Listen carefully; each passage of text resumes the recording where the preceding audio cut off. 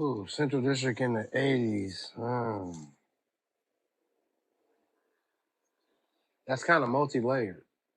We're good kids, but what happened in our neighborhood, the drugs came in.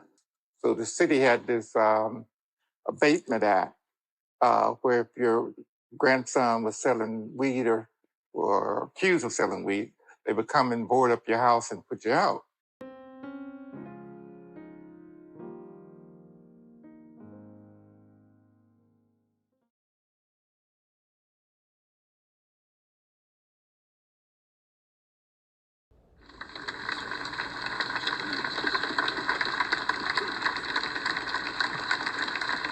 Governor, are you prepared to take the constitutional oath? I am.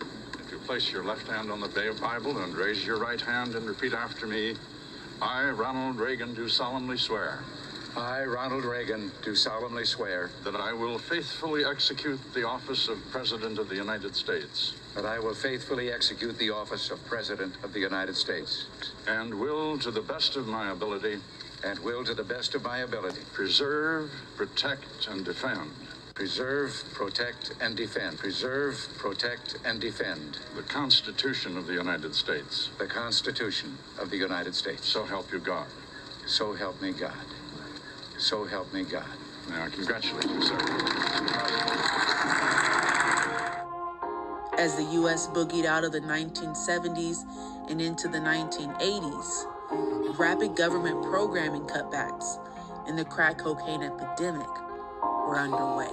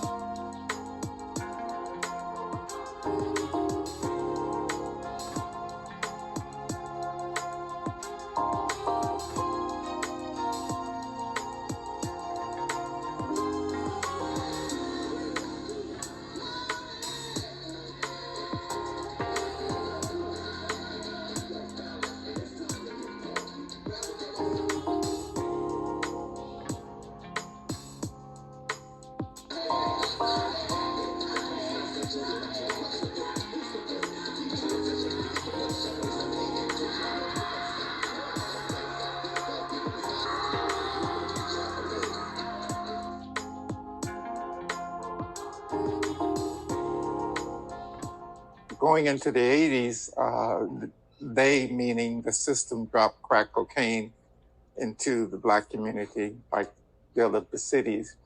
And most of us got hung up in that and was either helped selling out our parents' or grandma's house. So the city had this abatement act where if your grandson was selling weed or accused of selling weed, they would come and board up your house and put you out. And that's sort of how we started the integration of our white community, because most of the Black families were either losing their home through abatement or the elders dying off and the kids not keeping the house and what have you. So that brought us down to almost only 1,000 Black people in here, with most of the boarded up houses and what have you. Then they had Weed and Seed, which was federal monies to clean up the crack cocaine and the weed. But we got the weeding, which was like putting our young men and young ladies in jail. But somehow the seed money, I guess, got spent into the police and other prison pipeline, because we really didn't get monies to rebuild our community before the white people sort of moved in and kind of took off. You grew up in Seattle's Central District. Your family's legacy spans back 5 generations. What was the Central District you grew up in? The neighborhood that I grew up in, we had to, how should I say this? The older people in the community actually looked out for everyone else, right? So I grew up on 25th and Union, and just remember being young when the lights came on, now it was time to go home, right? And the older guys really made sure that you went home, for the simple fact that they knew your grandmother and your mom, and and the grandmother and mom knew their people as well.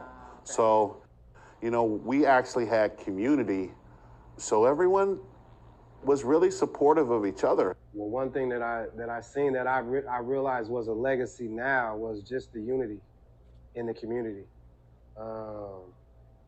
Just the sense of togetherness. Like, you could just be a little kid out playing and mischievous, you might get into something, do something, and next thing you know, the news beats you home. So that's what type of community it was. If I can give an example, I was going to summer school, Franklin, so I was 15, because I just left all day, so I'm going to Franklin, and I seen a bike. On my way walking to school, they had just put the bike racks on the metro, so you could put your bike on it. So I looked at the bike, kind of walked off, thought about it, was like, man, I'm about to just take it. Took it. So when I got home, the people that I took the bike from were sitting in the living room with my grandmother. So it was like, we seen you, little more. We seen you look at the bike, walk past it, think about it, take it. So that's what type of community it was back then.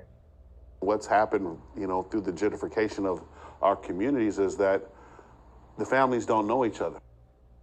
And I think I was sharing with you earlier that when we don't know who each other's belongs to, then there are problems that arise. Because oftentimes some of the stuff that's going on in our particular community, we just don't know how really connected that we are. Ooh, Central District in the 80s. That's kind of multi-layered. I remember running around as a little kid. I remember seeing snow for the first time, 85. There was a snowstorm in 85. But then I also remember seeing my first gang member. I remember being affected by the crack epidemic firsthand. Unfortunately, my mother struggled with the addiction for the majority of my life. It was like he was on the front row seat to like what was going on, and you couldn't like how I can equate it to like and I'm speaking as far as like the crack epidemic.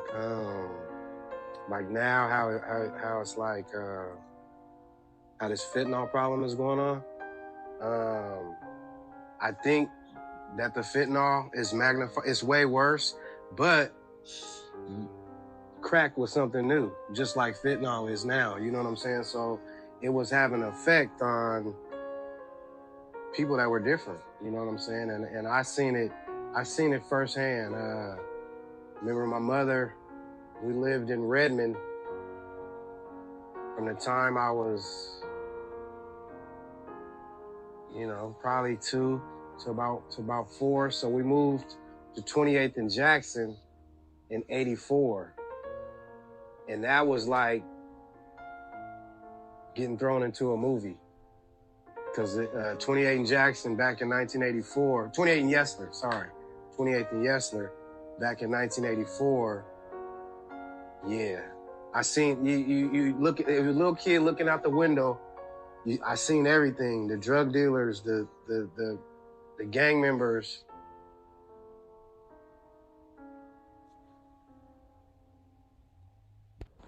So I used to go to church at Mount Zion. So, but this is where I was talking about earlier about community. We used to have a community. So I'd go to church with my Aunt Phyllis and my cousin Cecil, and Cecil and I were in the choir, and, ultimately, we were raised, we're good kids, but what happened in our neighborhood, the drugs came in. And so we're good kids actually started to do things that were not necessarily, we weren't taught. We learned, and we generated our own economy. The influx of crack cocaine in urban areas endangered the well-being and freedom of Black and brown youth, while the programs designed to serve this demographic were being underfunded due to the government cutbacks in the early 80s. With their diversified funding and accreditations, SOIC weathered the financial storm the early 80s casted on many similar institutions. However, they could not survive the pressures of Reaganomics.